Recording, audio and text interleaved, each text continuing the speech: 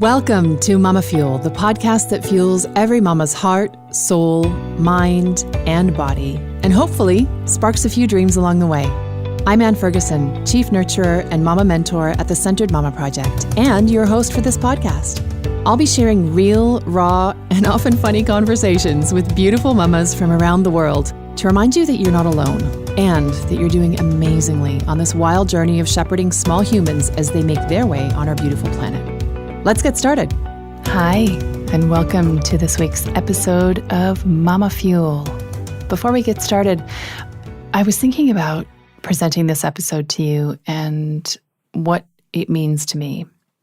Gemma Went is my friend and, most importantly, my mentor on the business side of things. And in our conversation, we spent a lot of time talking about belief and how it was so critical for her going from single mama living in a friend's guest room with her newborn to now being in the head of a thriving business, in a great relationship, building a phenomenal family.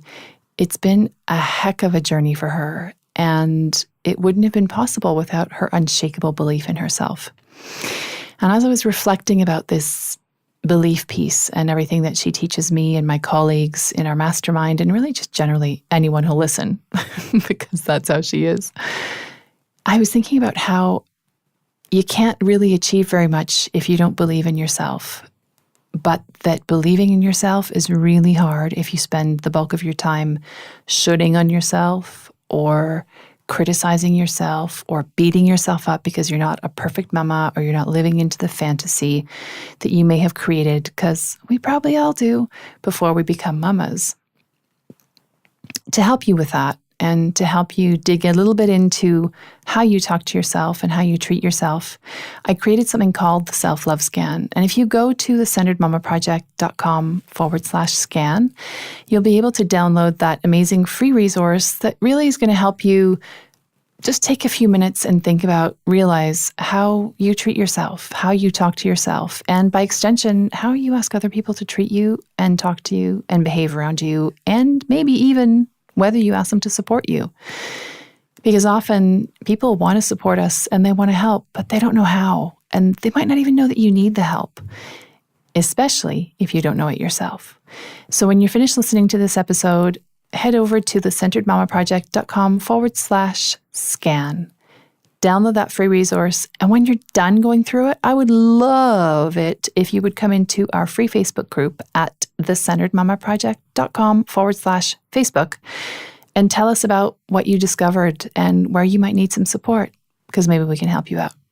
I'm looking forward to seeing you there. Let's get started with this episode. Hello, and welcome to this week's episode of MamaFuel, the podcast. My name is Ann Ferguson, and I'm your host today and all of the days that you listen to MamaFuel. And as ever, I am delighted to introduce today's guest to you.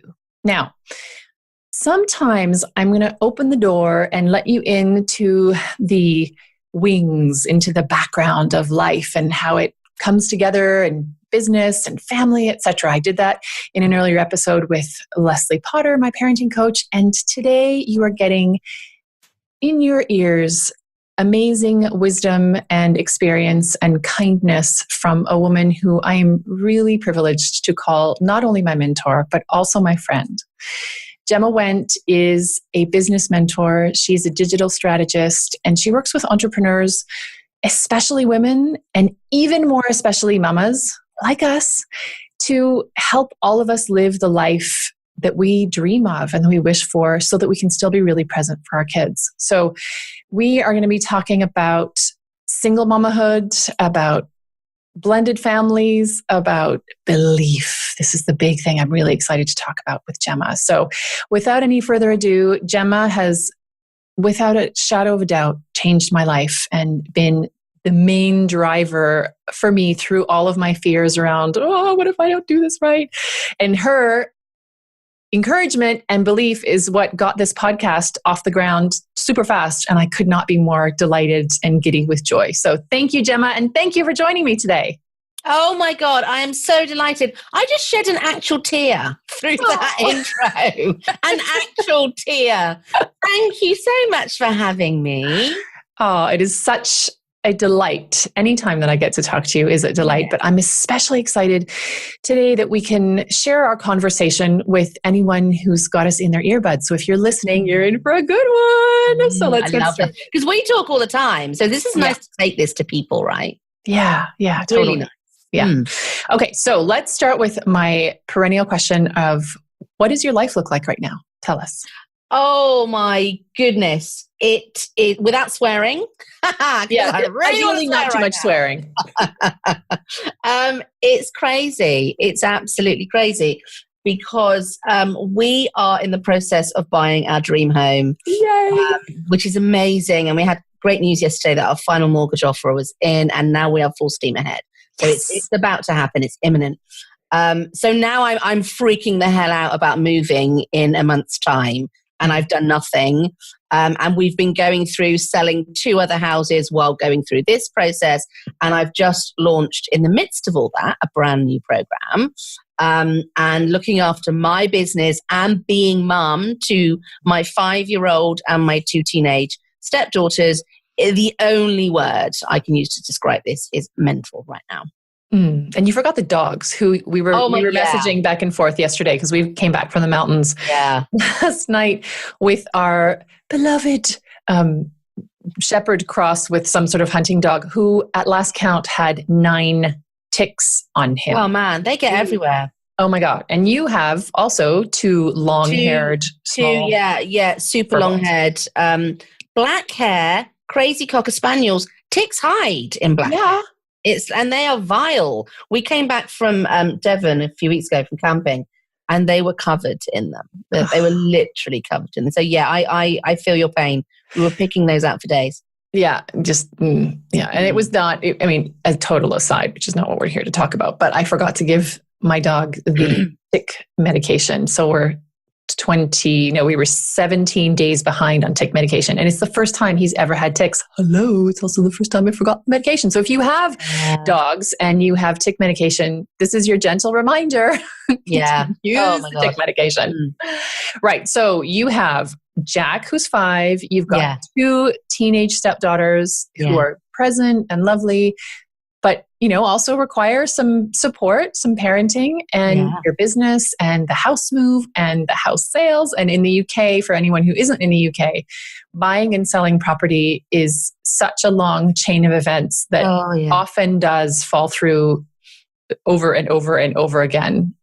So it is when Gemma, you say that there's a lot of stress kicking around. I feel you because those purchase chains are just a nightmare. So okay, so let's take a big step back to another time that was also rife with stress for you, which was your journey into motherhood. Tell us a little bit about that. Yeah, it was completely and utterly unplanned, as many are.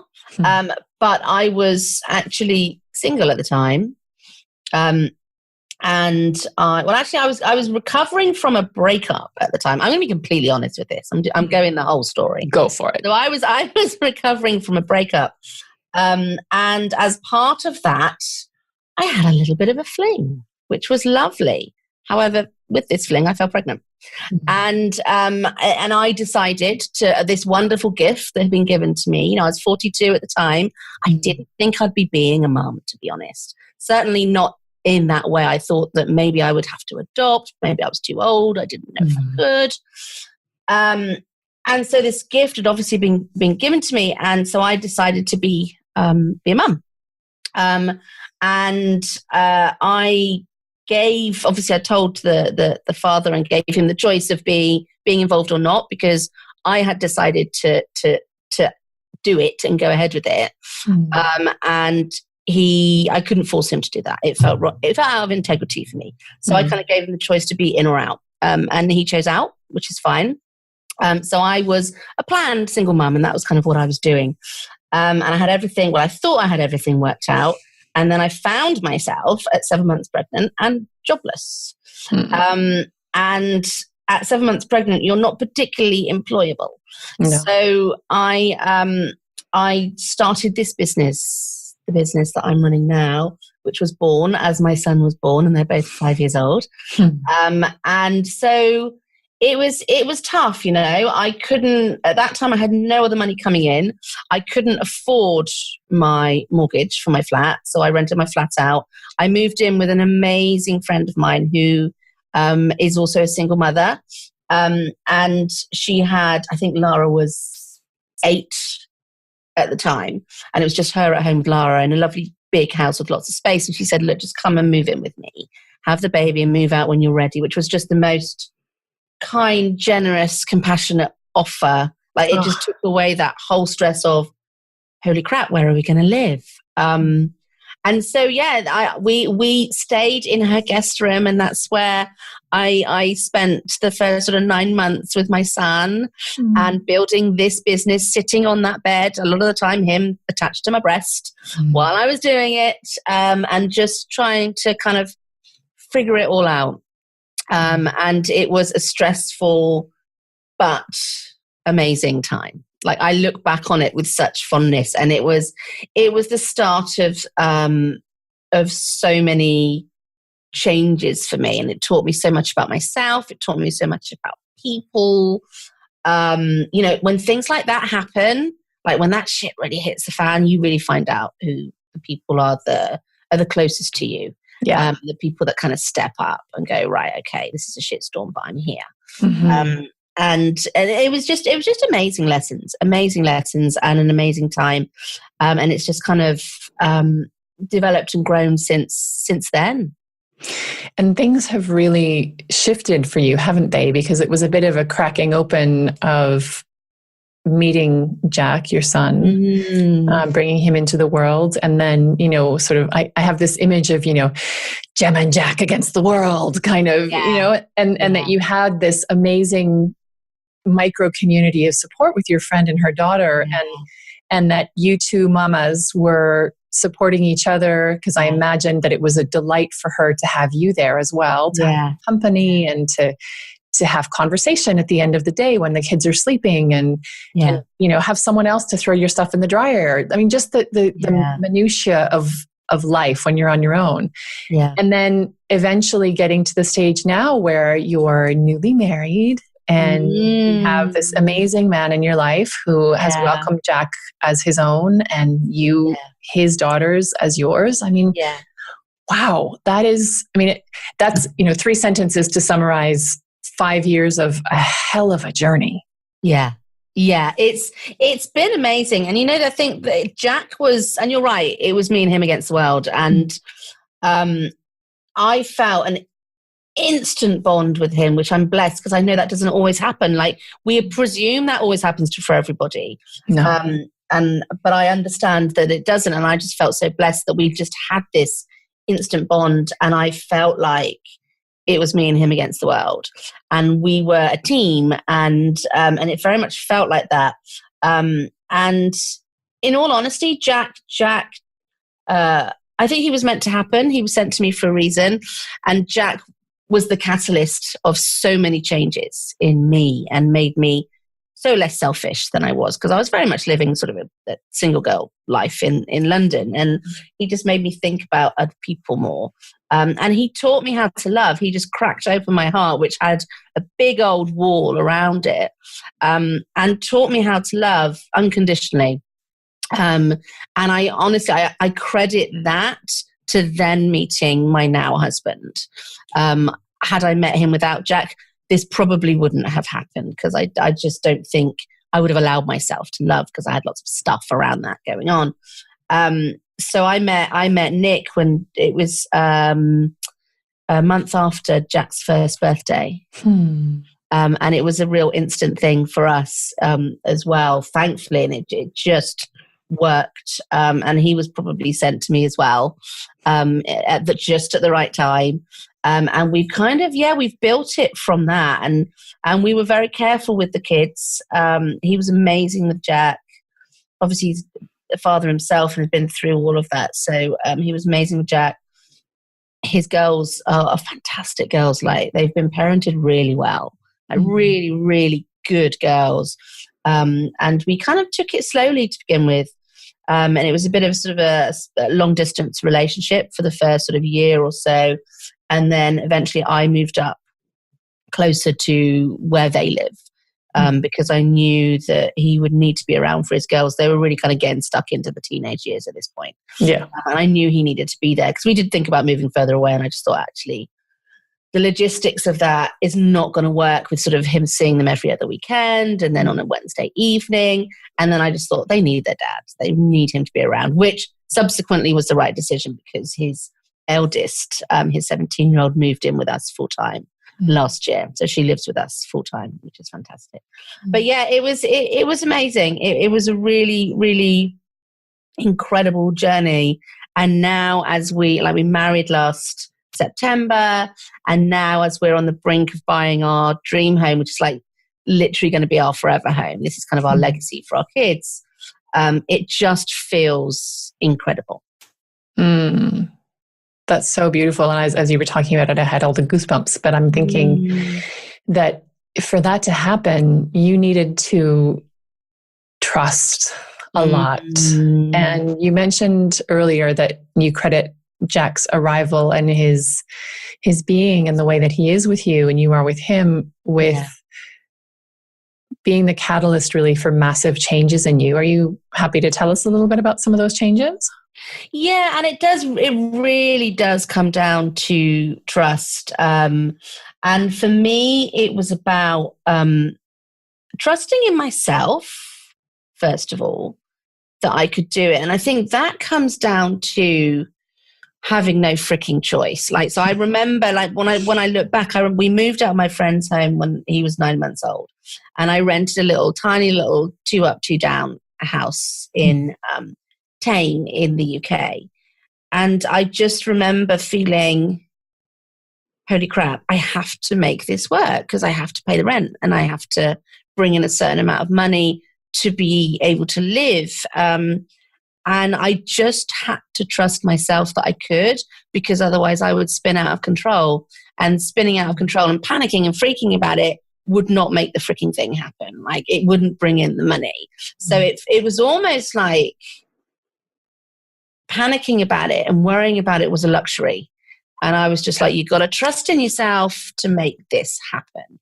And I really learned to trust in myself and just go for it, even if some of the stuff failed. Because I was, my business was relatively new and I was trying new things and I was trying to make sure I was bringing in enough money every single month to pay for everything that I needed to. I had a vision of bringing in a childminder so that I could have sort of 2 days to begin with where I could just focus on working and get a little bit of space. Yeah. For me, I really struggled. I have so much respect for mums that work and can work with their kids being around, because I really struggled with that. I could either be running my business or I could be being mum. I struggled with doing the two together. And I know some people do that brilliantly, but I wasn't cut out for it. So I knew I had to bring on board someone to help me out with that. So I had this kind of vision of, right, I need to earn this amount of money so that I can bring a childminder in. He could then go and spend some time with other kids and be taught by someone amazing. And I can focus on the business. So I had to trust in myself to make that happen. And it wasn't until I had that belief and that trust that it just happened. Like that just helped me to move forward with it and make all of that stuff happen. So there was an element of that, and it just made me trust in myself. And also there was just an element for me of being able to love. And certainly with Nick, I shied away from relationships for years, and I was a commitment phobe for years. And this goes back to, goes way back to childhood trauma, which then taught me that I wasn't good enough. And that good enough showed itself as I couldn't allow myself to be loved or to love someone else, because I'm never going to be good enough for that. And eventually I'll just be hurt or I'll be left. And that was kind of my belief story that ran through my life for as long as I can remember, from a teenager when I was first getting involved in relationships until I met Nick. Well, until Jack. It was until Jack sort of taught me how to love, really. And I think I just had this big wall up. And it wasn't until I truly, truly loved that it just started to break down. And then I felt actually, and also there was kind of a feeling of, it wasn't an instant, oh, now I'm fixed and I can love. There was nothing like that. It was more like, the worst isn't going to break me. So even if they did leave me, even if that did happen, I'd be okay. I've proven that I can be okay through this whole thing that I've done with Jack. So there was an element of that to it, as well as I trust myself to love, and I trust people to love me more now. And I believe in it. I believe they do, rather than kind of pushing that away, which is what I used to do. And that all came from loving Jack and him sort of just unlocking all of that for me. So it was quite a massive, massive change for me internally and in my mindset. Well, I want to recognize what you've just said, because you credit Jack with, his arrival and the love that you felt for him with permitting that shift to happen. But Gemma, that took a huge amount of courage and to reimagine possibility in a different way. Yeah. Based not on your actual lived experience, right? Not just some idea that sometimes some people can hurt you, but some real, true, actual, tangible, recorded trauma, recorded in your cells, recorded in your heart, in your emotions. And so the protective part of you was right to protect and to put those walls up, because they kept you safe in really horrific situations. And that happens to a lot of us, either whether, and the trauma doesn't need to be hugely dramatic. It sometimes takes a throwaway comment from one of the popular girls at school, or, a frustrated parent in a moment. I know I've had moments with my girls where they'll come in and interrupt me, and I'm just like, oh, not now. When I said this thing, what is that? Like, what is please give me 15 minutes and here's the time that I'll be available mean? Like, Yeah. So there are tiny little things that can leave really huge scars. And when there are big things, I just really want to acknowledge you for the courage that you've had, and you continue to have, because you started out in your friend's guest room with Jack on the boob, building your business, even though you had scads of experience and decades of success in different marketing agencies and so on. It was still you on your own, and no fallback plan. Yeah. And that is something that builds an amount of grit.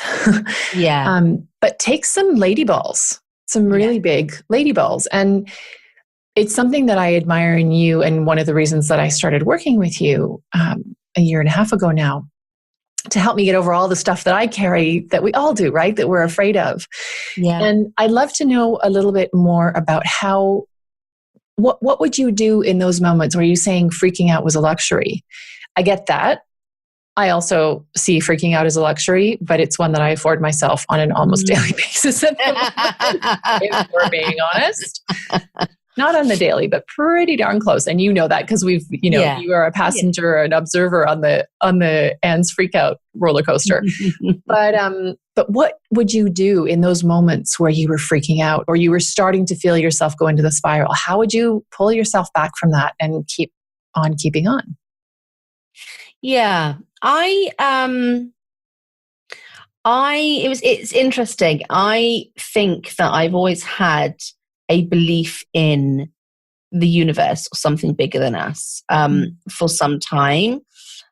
It wasn't until later, I'm trying to think about when this was. I think Jack was probably about 2, 3, maybe he was 2. I joined Lucky Bitch Bootcamp, which is now called Money Bootcamp, Denise Duffel-Thomas, which is where you and I met originally. Yeah. And where she talked about the law of attraction and universe and creating a money mindset, and how you can kind of create your own kind of vision of life.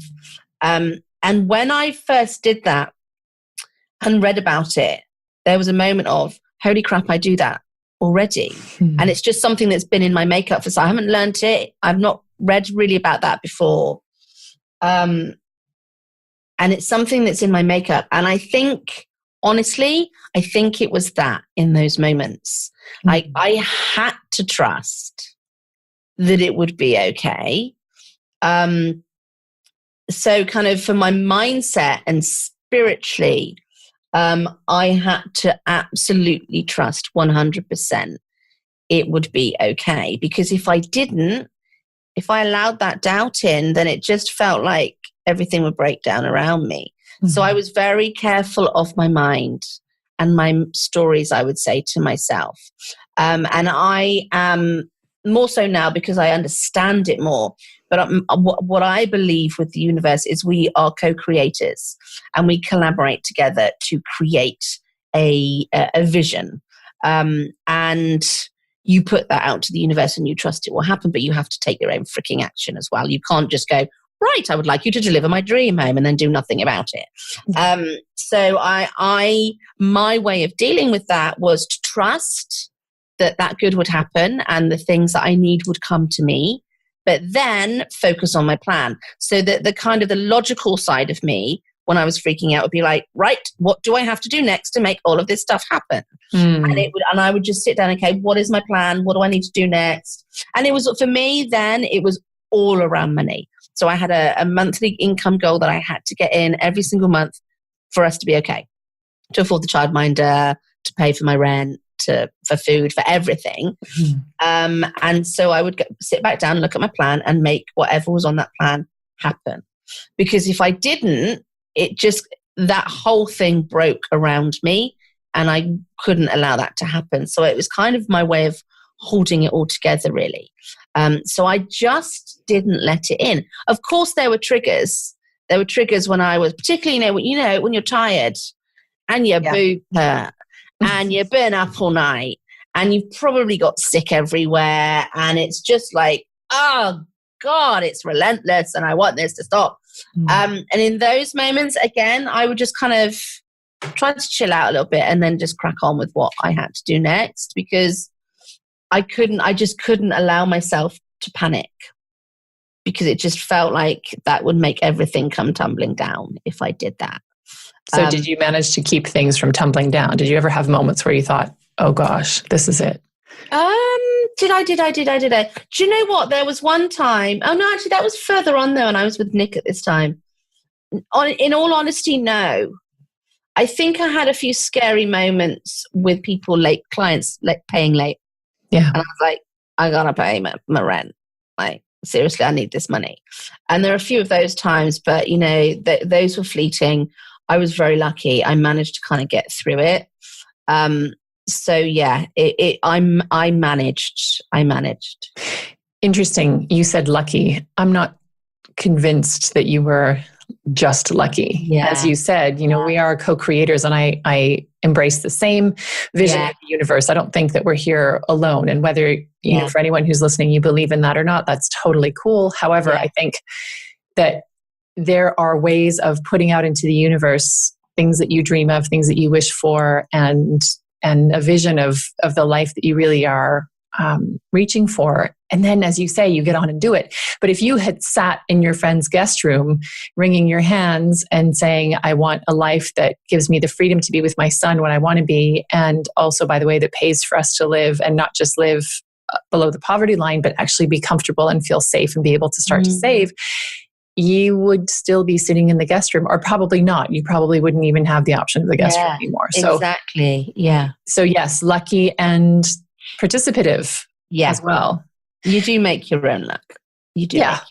Yeah, you do. So one of the things that we have talked about often, and this connects into your background in studying psychology, which we haven't mentioned, but is that it's been really interesting to watch you bring different parts of yourself into what you offer the world through your business. And even this isn't we're not, the podcast isn't intended to talk about business, but it's the way that we know each other. And it's been a real pleasure and privilege to watch you evolve and grow, because you keep taking bigger steps. And, I imagine this staircase that's climbing, and like the steps actually keep getting taller, and you keep stepping and finding ways to climb them, and finding support and finding different footholds to get yourself up further and further, so you can buy your dream home, so you can do the things that, you and Nick dream of for your kids and for you.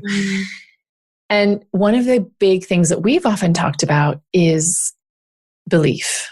Yeah. And that when you are lacking belief in yourself, which, let's face it, so many women are, present company included, right? Like we all have moments where we just think, oh my gosh, I'm not sure that I believe I can do this, or I'm not sure I believe I deserve this, or I'm not sure I believe, like you said, I'm lovable, or I'm not sure I believe I fit in, or I'm not sure I believe these things. And beliefs become things, right? So can you talk a little bit about why belief matters, and what the experience has been in your life, not just on the business side, but generally, like, because I know relationships have been shifting, friendships have been shifting, where you live shifted. Like, talk to me a little bit about the importance of belief in your life. Yeah, it's an interesting one, and self-belief over the past year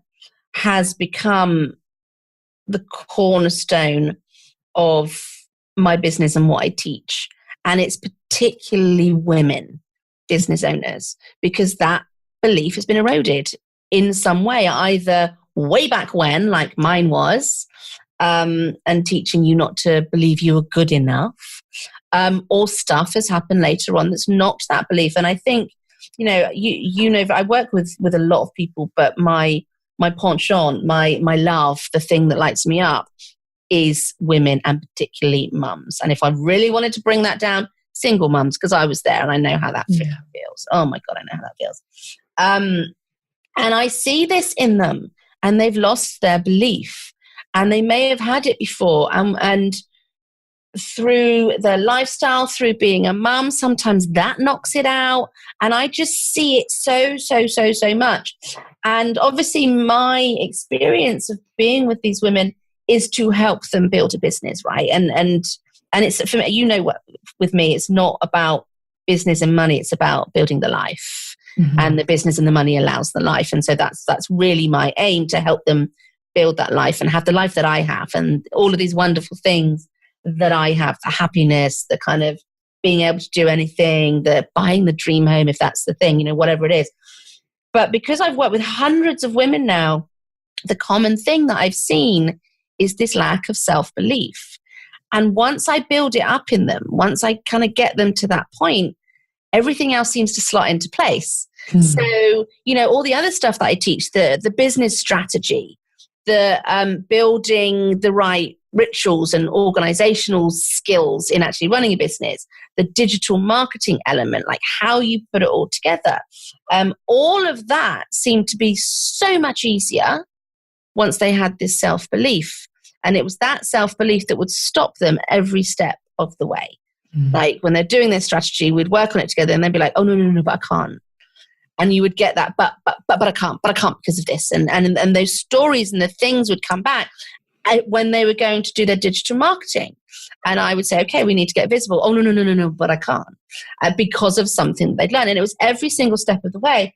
So for me, I just had a light bulb a few months ago of, well, if I can just build up that belief, then the rest of the stuff is going to be really easy for both of us, right? If I can make them believe they can do it and they've got it in them to do it, then the rest I can work on. It's so much easier. And we're going to get faster results that way. Yeah. So for me, it was about working out, how do I do that? And I've been working on a thing which the title at the moment is called the Belief Matrix. I'm still not sure. It's still very, very early days. And I won't go into great detail about it today, but it's a kind of a framework that I want to follow with particularly the women that I work with, to just try and help them to get that belief and to believe in themselves. And it has a bunch of practices that they can do every day to build it and just to erode those negative stories and just kind of break through that and start believing in themselves to help themselves kind of move forwards. And it's a massive thing for me. And I really believe in this. Like, I really, really believe in this. And it's because of what I've been through as well. You know, that utter belief I could do it totally got me through. Like, totally got me through all of it. Yeah. You know, even down to this house that I'm buying. We weren't planning to buy a house. And this is definitely a universe thing. We weren't planning to buy a house, so I had no deposit set aside. We had 2 houses we had to sell. If we'd sold both, brilliant, we'd have the deposit from that equity. But we didn't, and we sold one house, which was my partner's house. So I needed to stump up some money for the deposit. And so I had a figure in mind for this deposit that I needed to raise. And I went hell for leather with absolute, from 0 to this amount, which is quite a big amount. Mm-hmm. And I had absolute belief I could do it. And I went and I built a brand new program. I launched a program. I put lots of other things out there to bring the money in. I believed, like, there wasn't once that I was like, I'm not going to do this. Mm. And here's the thing, and this is how the universe works, and I think this is amazing. I put that amount out there that I needed. I've written it down everywhere. It's on my crystal grid. If we're going to go full woo, then it's on my crystal grid. And now that it's all happening, like, it's just coming together this week. We didn't know when it was going to come together, but it's just come together this week. Guess what my balance is in my business account this week? That exact freaking number. Exact. To the pound. Amazing. That number is sitting in my bank account this week when we are about to exchange and they need the money. Now, for me, that's what that belief does. Like, I believed it. I told the universe I believed it. I worked towards it. I did all the action that I need to do. And I made it happen. And that's the belief. And if I can make other people have that belief, like, I'm not going to listen to anything else. I'm just going to do it because it will happen. It's going to be okay. If I can build that up in other women, then my job is done. Like, because it all comes from that. It all comes from that. And that is true for everything in life, right? It's not just, I say just business. I mean, you and I know each other through business and spend tremendous amounts of time working on our businesses because we love them. And also that lack of belief shows up in, like, belief or non-belief shows up in all places. It shows up in how worthy you feel to go introduce yourself to a new mom at the school, or how worthy you feel or deserving you might feel to go join a Toastmasters group or try a new class, or any place that might put you in a vulnerable position. All of those gremlins that we all carry, like, we all have literal gremlins stuck to our backs and fronts in some cases. They ride along all the time, and they rear their furry little ugly horrid heads. And so can you talk to me a little bit about what shifted for you? Because if you've always had this belief, which I envy tremendously, because it is not something that I and many of my colleagues who also work with you and that I've met just along this journey, it just ain't there. And what is there is all of this doubt that we're not good enough, and we're too tall, too short, too thin, too fat, too blonde, too brunette, too dark, too clear, too white, too whatever. I mean, too religious, not religious enough, whatever. All of the things, right? The dichotomies. And then we come with all of these gremlins on us, and it's like we have these spikes of, it's like we're porcupines of spikes of non-belief. And so we try to come into these places, and we don't belong because we think we don't belong. Not that there isn't a space that's our shape and size that we can slot into, but because we've got all of these spikes that are keeping us from docking into the life that we can actually live, that we have the potential to live. Yeah, I love that. I love that analogy. And yes, I have gremlins, and mine is actually called Stripe. He does turn up quite often. He is the particularly bad one in the gremlins. Listen, me having it's interesting, and this is going to be a really interesting discussion because I don't think I've ever actually talked this out. Me having this belief is completely separate to some of those doubts that I still have. You know, the girl that was never good enough from the age of 6 years old, she's still in there. She still feels not good enough. She's the one that kind of, it's her and also the 12-year-old that's terribly bullied at school. They both pop up together. When I first walk into the school playground with Jack and meet all the new mamas, both of those girls are like, they don't like you. You're not good enough for them. Mm-hmm. They're going to be horrible to you. Like, all of those kind of stories come up. So I still have that. You know, I'm not this abnormal being that doesn't have all of these self-doubts. And it's separate to that. Like, that belief that I'll be okay goes deeper. So I have I have the stripe on my back that normally when I'm up leveling, and you've seen me do this as I up level in my business, and I've spoken to you guys in the mastermind about, it feels like it's my duty to keep up leveling and learn the next step, because then I can teach that to you and everyone else that I'm working with. But every time I do it, stripe appears. My gremlin tries to keep me small, and this is uncomfortable. And so therefore, all of these other doubts come in, and I have to deal with those. So I still get them. I absolutely still get them. And I still get the, oh my God, I'm too fat. And, oh, I'm getting too old for this now. And all of those kind of thoughts that come into my head. But the self-belief that I will inevitably be okay is deeper than that. And it's something that sits at my core. And no matter what is going on around me, that sits there, and I'm like, I will be okay. And I think do you know what? I think part of it is that I have been through so much, and I've kind of proven that I will be okay. Because, hey, you know what? If I can get through sexual abuse, if I can get through my having nothing to do with my father's and then splitting up from my stepfather, if I can get through being horrifically bullied at school and various other things that happened in my life, it kind of feels a little bit like I can get through anything. So the lessons that I've learned and the horrible things that have happened to me, in all honesty, I don't regret any of them, because they made me who I am. And I think all of those things together, all of those lessons together, taught me that deep in my soul, I will be okay, because I always was. I always came out of it okay. And I think it comes from that. So my inner belief, the deepest belief, the one that matters, the one that holds me, the one that drives me, is that I will be okay. Even with the doubts nipping at me like this and kind of telling me that I'm not this or I'm not that enough. That core tells me that I will be okay. And I think it's that I get it from. That's incredibly powerful. And I thank you for trusting me and everyone who's listening with some of what you just said, that you kind of slipped in there in a sentence. But but it's a lot. And I know that it will resonate with a lot of the mamas who are listening, because unfortunately, a lot of us share similar experiences. Yeah.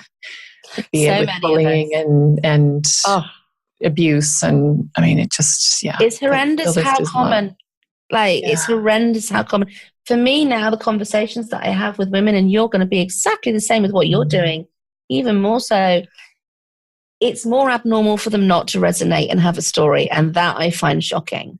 Yeah. You know, and as mama to girls, to two girls, it is, one of I have a tendency towards anxiety. No, I don't have a tendency. I have anxiety and live with it on a daily basis. And one of the things that really gets my anxiety monster flaring is thinking about, oh my God, what if something happens to one of my girls? Oh my God, what if they have one of the experiences that you had and I had? What if, oh my gosh.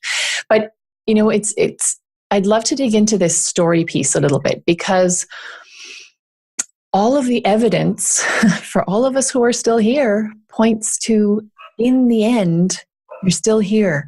And by your very beingness here, on some level, you're okay. You might be battered and bruised and scarred and but you are still here. And that means that you are winning. And there was a lot of talk last week. Was it last week that was Mental Health Week in the UK? Yeah. And certainly for anyone who's connected to anyone in the UK, be it through social media or otherwise, there was a lot of really useful, really necessary conversation around depression, around anxiety, around mental illnesses in general. But something that we don't talk about in this context that in any event isn't spoken about enough, mental illness, is story and the role that story has. So for instance, we may have stories about, we've been talking about not being good enough or not being worthy, and that stuff things that we've deduced from the way that we've been treated, super bullied. Like I have a broken wrist still. I have a fracture that was never properly healed from when I was 6 and 7. And because they didn't believe me that, it was still hurting and maybe we could x-ray it again because the girls had bullied me and had broken my wrist twice within a week.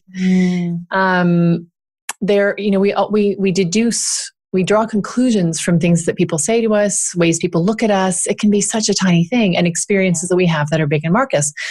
But we all carry stories, and those stories can buoy us up in the way that you're, no matter what, I'm still here, I'm going to be okay. And they can also completely cripple us. So stories about not being enough, or stories about things being dangerous.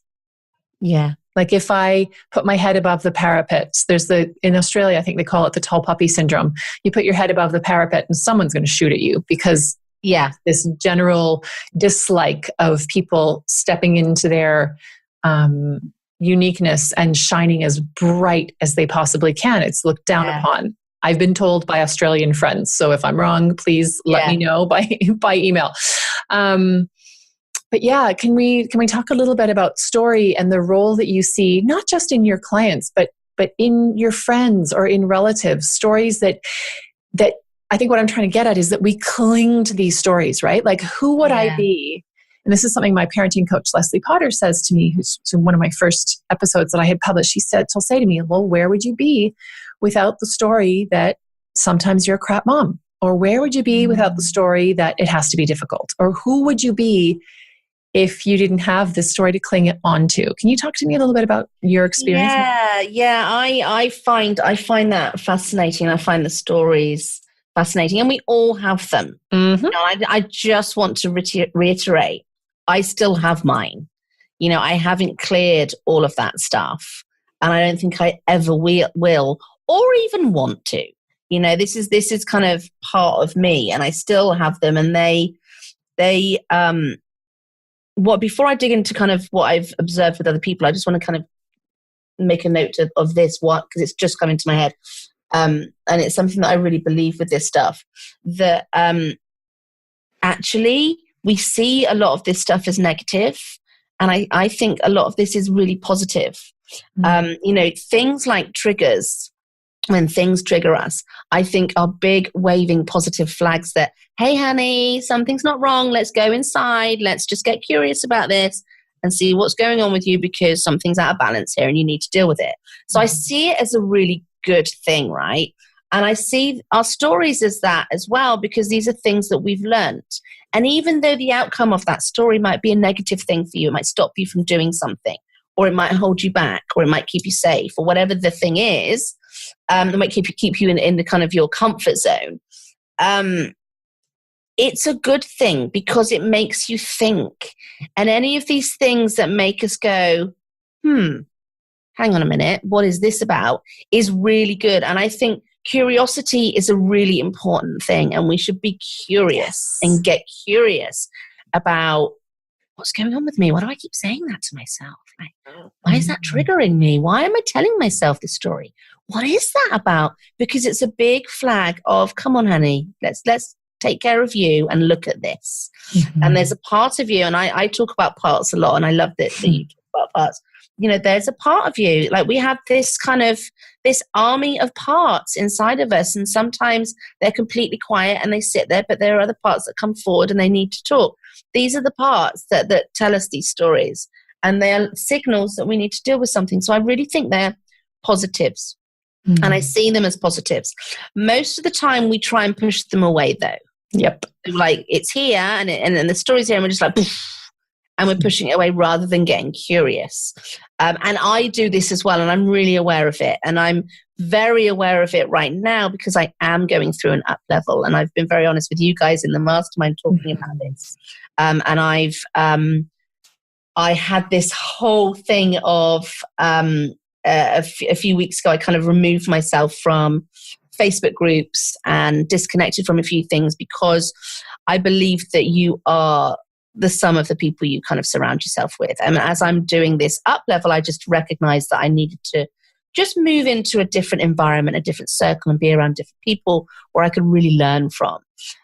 And immediately I did that. My stories were, oh my God, everyone's going to think you're too big for your boots and you're not relatable anymore and you think that you're better than them. And I've had these stories going for the last sort of 2 weeks. And instead of me going, no, I'll be fine, march on and you'll be fine. I haven't. And I've just let them sit there with me and just got really curious. And I'm still processing. I haven't kind of worked out what this is yet and why I need this. I recognize it's probably back to the bullying days and needing to be liked and not liking that anyone might not like me. But I also suspect that there are other things going on there as well that I might need to kind of deal with. And I'm seeing those as flags that I need to process and get curious and deal with some stuff. And there are some parts inside of me that are just kind of out of alignment with all of it. And of course they are, because I'm leaving my comfort zone. Yeah. I've stepped into a new kind of thing that is really scary and uncomfortable, and I have to deal with all of this stuff. So that's kind of how I view it and what's going on for me at the moment. And I see that in so many women, that storytelling. And I think that when we push it away or ignore it, we're not doing the work and we're not actually treating it as it should be treated. And we need to get curious about that, because I don't think you can rewrite the story. Because here's the thing, right? I absolutely believe you can rewrite any story. I believe that we are in absolute control of our thoughts, and we are able to change our thoughts and therefore change our existence. Because our thoughts become our existence, and we are in control of our thoughts. Like everything that we think can be brought out into existence. Yeah. Even when you're really, and you know, when you're, and a great example of this is when you're panicking and you're going through anxiety, which I also suffer from, and thankfully not as much anymore. So I totally get that. Like anxiety was always my biggest kind of thing. I've suffered from depression, but anxiety was more the thing that gripped me. And when you're in that and those thoughts, and I used to have the thoughts of Jack, like what could happen to him, obviously because of my experience, and leaving him with anyone was really tough for me in the beginning. And those thoughts would play around in my head, the kind of the what if and the story. And as that happened, I'd shake and I'd start sweating and I'd feel physically sick and I couldn't eat all day. That's how powerful a thought is. It's just a thought. It wasn't real, but that made me physically sick. That made me shake. So I had physical symptoms from my thoughts, right? So for me, that is a massive sign that your thoughts can become your existence. Yeah. So if it can do that for a horrible thing, imagine what could happen in your life if you change a thought to a positive thing, right? So I absolutely believe, you know, Wayne Dyer, change your thoughts, change your world. Like totally believe in that. However, I don't think it's as simple as, oh no, just stop thinking that and replace it with a thought. I actually think it's no. Acknowledge the story first and feel into it and understand where that comes from and why, and give yourself some love around it, because it means that you need some support in that area to understand what's going on, and then work on what that is that you need from that, whether it's forgiveness, whether it's like really digging into it and doing some clearing, like whatever you need from that. And then rewrite it and then change your thought. And I think that's kind of my thing with stories. And that's what I see with women. And that's what I see working with women, like being able to actually acknowledge it and do some work around it and then change it. I think that's where the power is. And that's where you get some really good results with working with stories.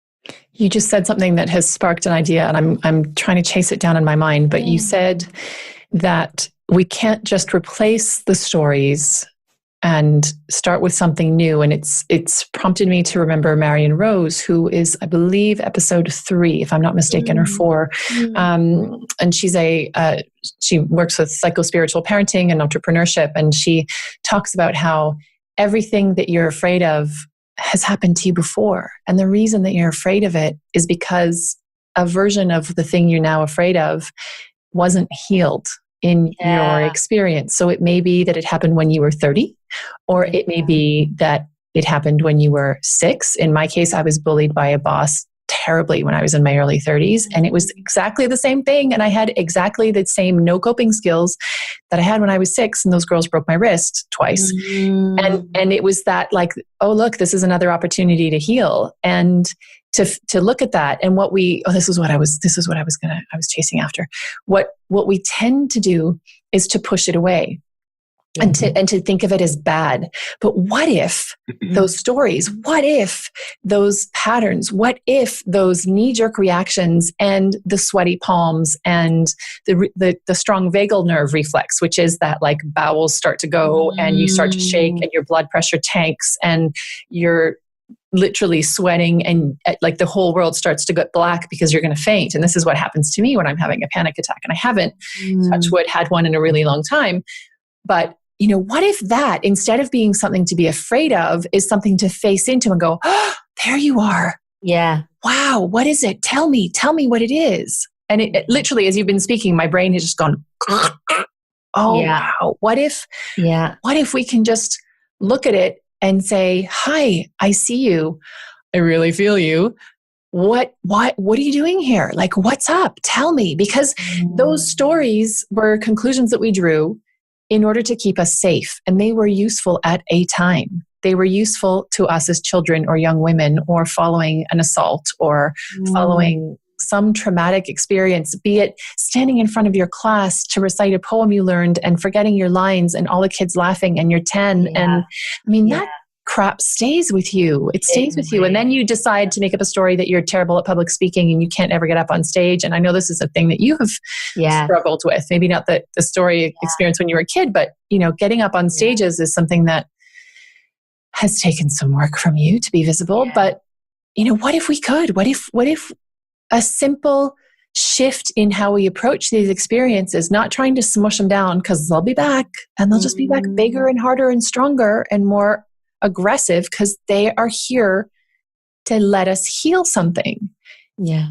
What if? And it's absolutely right. It's absolutely right. And I do see it as a positive thing. It's like when I see those flags, those triggers, it's a positive. And these stories are a positive, that you need to look harder. And it's, you know, imagine if I had said to you, and we were in a room together, or we were in a cafe together, and I had said to you, hey, you know what? I've just got this story going around in my head. I'm going to be really honest with you and tell you what it is. And it's because I think this, that, or the other way. And I told you the story. The first thing you would say to me is, okay, honey, let's get a coffee. We're going to sit down. We're going to talk about this. Like, what is this about? Let's talk through it. That's the first thing you would do for me if I said that to you, right? Yeah, why don't we do that to ourselves? You wouldn't say to me, no, ignore it. It's fine. Carry on. Let's carry on with what we were doing. You wouldn't do that, but we do that to ourselves. We go, no, I'm going to ignore that. And we completely ignore it, rather than, oh, honey, okay, let's sit down and let's talk about this. Let's work out what this is about. We don't do that for ourselves. And we need to, because they are big waving flags saying something's not right. We need to work on something here. And we have our own team in here, like inside, that need to work on this stuff. And we're given these opportunities and we just push it away. And once we work on it, the stuff out the other side is freaking awesome. Yeah. Like when you can rewrite those stories, it's amazing. Like everything just... And I'm still rewriting mine. I always say that I will always be work in progress. I don't think we're like, oh no, I'm done now, I'm fixed. Like, we're never going to be that. There's always going to be a story, a thing to work on. But the ones that I have and I've really worked on, and particularly, as you mentioned, I had to work on a lot to be visible online, to stand up on a stage, because I had stories around that. Once you rewrite it, the feeling is phenomenal. It's not like a sudden it's gone and you're fixed. It's so kind of, it's almost silent. And then one day you realize it's not there. And when you realize it's not there, it just feels like, oh my God, that's amazing. I'm not feeling that anymore. Like I can say this thing and I don't have this instant story come in and rewrite it or change my feelings or make me feel, I'm scared. And it's just the most amazing feeling. It's like it all just kind of gently dissolves away and leaves you where you need to be. And that work is phenomenal. And that's why it's such a positive thing. And that's why these stories coming up and these flags and these triggers are such a positive thing, because it's saying, come on, honey, let's work on this. And then you'll feel better. And that's, I've mentioned Marion a few times, but Marion talks about the inner loving process. And it's exactly that. Like you have your inner loving mother, your inner loving father, your inner loving boss, your inner loving partner, your inner loving friend, whoever it might be, to take on that role of like, hey, I see you. Wow, that's a really big feeling. Let's sit in it. You know, it's not dangerous. Really, right now, there's no danger.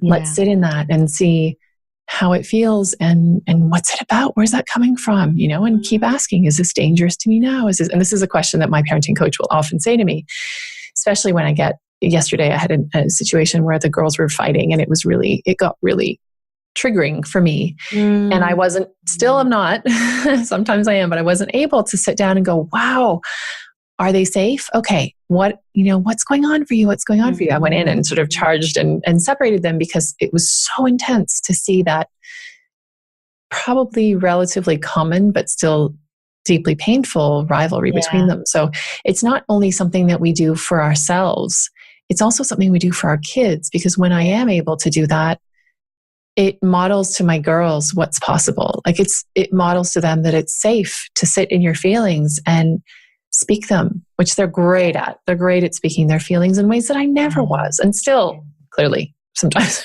I'm not. Yeah, but that's your legacy. You know, you should be proud of that because you've obviously created that within them. Yeah, and it's not always easy, but boy, is it worth it. Yeah. I'm conscious of time, and both of yours and of the time of everyone whose earbuds were in. And I have one final question for you, which is, where do you get your MamaFuel? Where do I get my MamaFuel? Do you know what? The first thing that came into my head was Jack. Like, he gives me everything. He gives me everything. You know, I'm so proud of him, and he helps me drive everything that I do, you know, in my business, in my life. Like it's for him. And, you know, even the fact that I run a business, I love that I'm showing him that women can run their own freaking business from home and make their own money. And like, that's what he learns. And I love that is what he's learning about women. And women can be strong, and women can be powerful, and women can be compassionate. And he just teaching him and him reflecting back at me gives me my MamaFuel and makes me kind of continue. And also really smelly juices. As I explained to Anne at the beginning of this, I just had a juice and it's in a glass on my desk and it really smells. Celery and cucumber and orange and stuff in it. But that fuels me as well, juices. Yeah, for sure. It's always interesting to me when I ask this question at the end of every podcast, because so far I've spoken pretty much exclusively at time of recording to people that I know. And every time that I ask the question, it's not the answer I was expecting. I was expecting you to talk about the moments that you step away. I was expecting you to talk about the moments where you go to your spa and you swim and you rest and you take care of you. And I imagine those are fueling moments. They are, but not in the same way. Yeah. No. So interesting. It's Jack. You know, I've just come back from a trip to London. And I got back quite late last night and Jack was sleeping, which I hated because I just wanted to see him. And when he came into my bed this morning, which is like him coming into my bed every morning is the best part of my day. Like it is just phenomenal. And he came into my bed and I cuddled him and that just makes everything okay. Like, because I hate being away from him, and he fuels me. He fuels me so much in everything that I do, and he makes me want to be a better person. So he makes me work on my stuff, whether that's to do with business or personal or whatever. So it's Jack. Thank you for that, and I want to thank you for your time today and for your openness and your honesty. And I want to reflect back to you that your courage in being vulnerable and in being transparent and in showing us warts and all, those of us who work with you, or even who are part of the free community that you have on Facebook, that has a value that I'm not sure you realize. And it's really beyond measure. So thank you for leading the way within your family, for your beautiful stepdaughters and for Jack, and for leading the way for us who have the good fortune of being in your orbit from a business perspective. And I'm sure that all of your friends would say the same. So I'm just going to go ahead and speak for them as well. Thanking you. And before we go, where can people find you online if they'd love to get some more wisdom or just, get into your orbit? Yeah. Okay. My website is GemmaWent.co.uk, but come and join my free Facebook group because it's just fantastic. There's some amazing people in it, which is Simply Smart Business. If you search for that on Facebook, then you can come and join us. Yes. And I can vouch for the fact that that is a phenomenal community because I'm in there often. And also you have a podcast. I do. Yes. The Simply Smart Business Show, which I adore. I know this podcast business is just a total addiction. I can do this every day and nothing else. It's so much fun. I love it. Right. Have a gorgeous rest of your day, lovely. And thank you. And thank you so much for having me. It's been lovely. Oh, it's a pleasure. Thanks so much. Talk soon.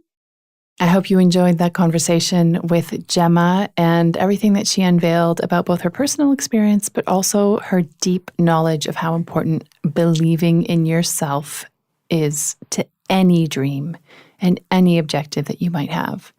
Remember, if you haven't done it yet, head over to thecenteredmamaproject.com/scan to download the self-love scan to see how you've been treating yourself and how you might be able to treat yourself differently to set yourself up for success in any part of your life. We're not talking about business necessarily, but anything. If it's simply and primarily and hugely importantly that you want to be happier, then check it out because it'll be hard to be happy if you're spending all of your time beating yourself up. So head over to thecenteredmamaproject.com/scan and download that, and then head over to thecenteredmamaproject.com/Facebook. Come into the private virtual village and let us know how you're getting on. Come in and meet all the mamas in there. They are amazing. Can't wait to see you there. Bye for now. That's it for today's episode of MamaFuel, the podcast. Thanks for listening. There's a lot more conversation, sharing, and real mama talk happening in our private Facebook group. To join us, go to www.thecenteredmamaproject.com/Facebook and make sure you say hi when you get there. If you like this episode, or if you know a mama who could use a little mama fuel, I'd love you to share this episode and to rate and leave a review. Every comment helps, and it is always a delight to hear from you. Thanks, and bye for now.